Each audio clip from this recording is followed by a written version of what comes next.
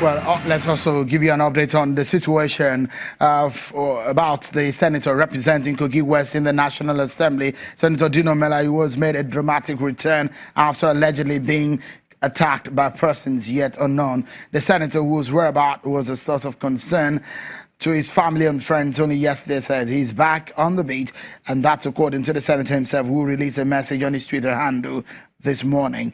The confusion prompted the police to issue a statement saying there has been no report of kidnap or attack on the person of Senator Dino Melaye in any of his stations nationwide. But the senator had posted a copy of the statement made by his younger brother when the incident happened. But there is a new twist to the political crisis in the Benue State House of Assembly. Today, the Nigerian police barred the 22 lawmakers who impeached the former Speaker, Mr. Takimbe Ikange, from gaining access to the legislative chamber for plenary. A deputy commissioner of police, Mr. Tajuddin Bakare, who led the operation preventing the lawmakers access to the chamber, said information available to him showed that there would be a breakdown of law and order. However, the 22 lawmakers insist they would sit anywhere in the state as allowed by the Constitution since the police is taking over the assembly. This week, more than 50 members of the ruling APC at both chambers of the National Assembly left the party for the opposition parties. We sought to know. There was no cogent explanation from the most senior police officer that attended to us, except that he has superior orders from above to take charge of the assembly. After a series of pleadings, we could not be allowed entrance. But let me state that we are law-abiding people. We will never resort to getting in a skiff cuff with the police. We have therefore decided to withdraw that peaceful rest.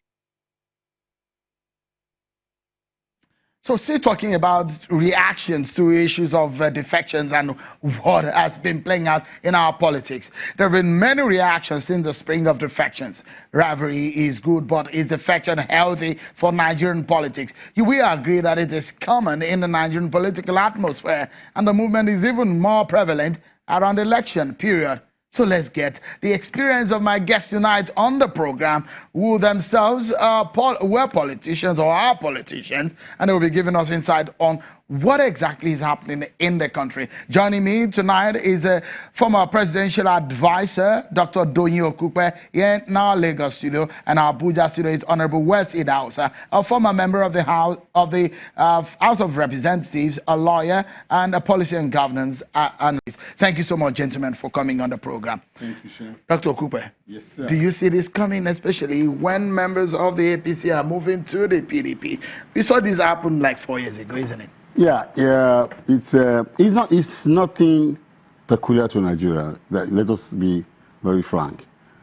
Ronald Reagan was once Democrat, became Republican. Churchill in India. In the last 10 years, over 60 members of Parliament in Britain have crisscrossed carpets. Have crossed carpets and all that.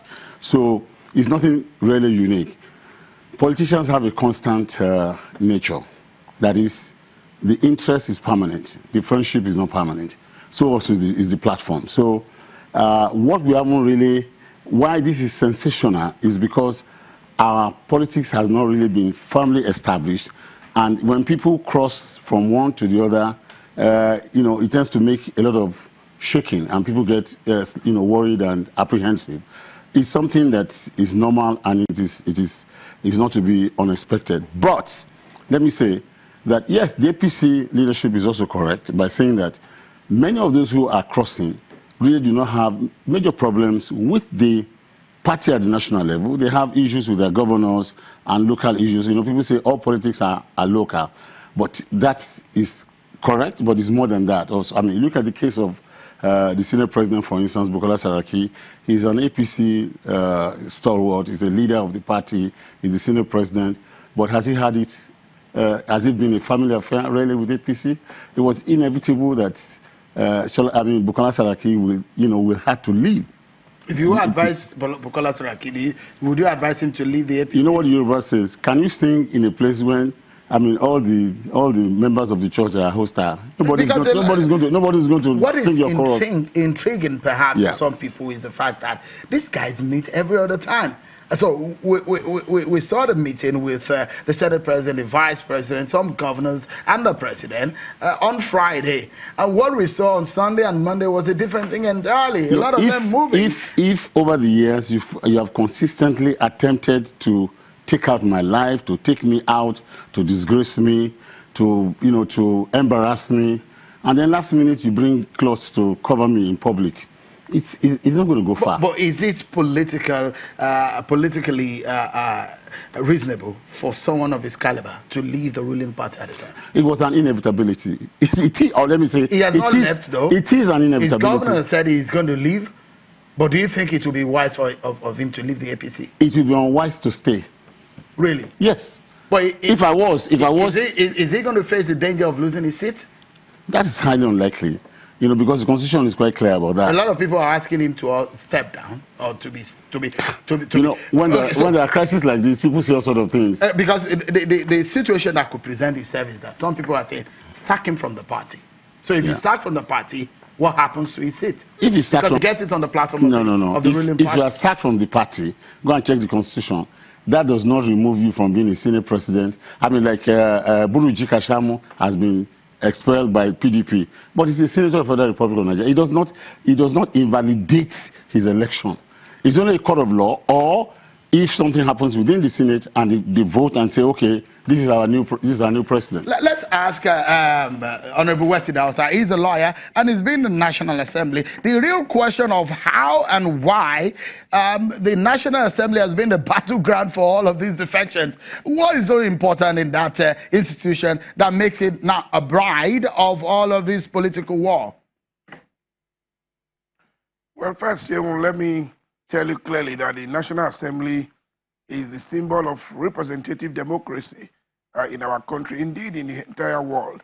There can be no democracy without a deliberative assembly. So you will understand why the focus is on the National Assembly. And then significantly, you also have to understand that those who are elected into the Assembly represent the philosophy of their political parties and their constituencies, and can be regarded in many cases as a moving spirit behind the constituencies that make up the Federal Republic of Nigeria.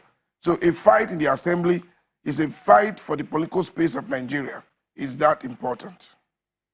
For how do you assess? I know when you were in the National Assembly, in fact, the word cross-carpeting was created specifically for legislative politics. So how would you assess the situation in the National Assembly where you do not have the confidence of the Speaker and the Senate President? How does it make the ruling party look at the moment if they lose both men?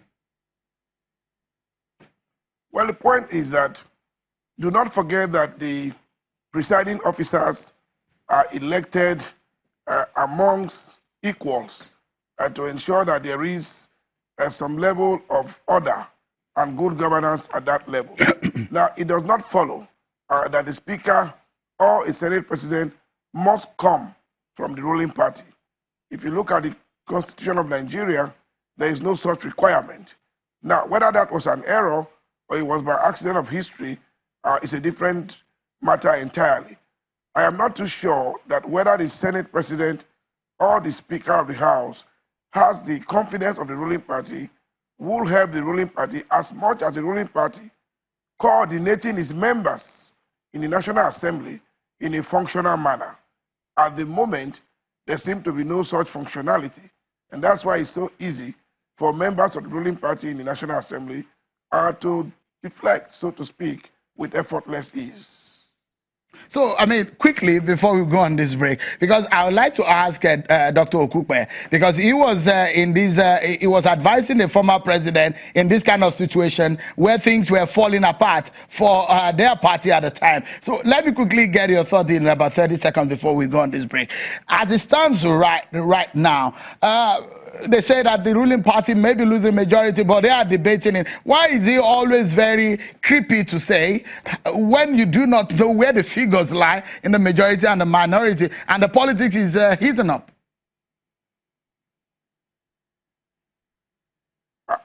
Are you asking me? Absolutely, yeah, Honorable Idausa. Yeah, well, the point is that the majority party all the time will have their way, and the minority party all the time will have their say. But in the National Assembly of Nigeria, the difference is very, very insignificant. It's almost like the politics of the assembly is separated from the politics of the party. So when you see these quarrels, you look beyond the political parties and see whether the assembly members themselves have their own ulterior motives for deflecting or defecting from one party or deciding to remain with their party. And largely, politics of second term. The politics of it's interesting. Let me pause you for a moment, Honorable Wesley Dawson. It's getting interesting because we go into an area that you will love to hear. My guest tonight, Honorable Wesley Dawson and Dr. Doyin Okupe, will be giving us a benefit of what their experience in politics and what is happening in Nigeria, especially the 2019 election. Don't go anywhere. We'll be right back.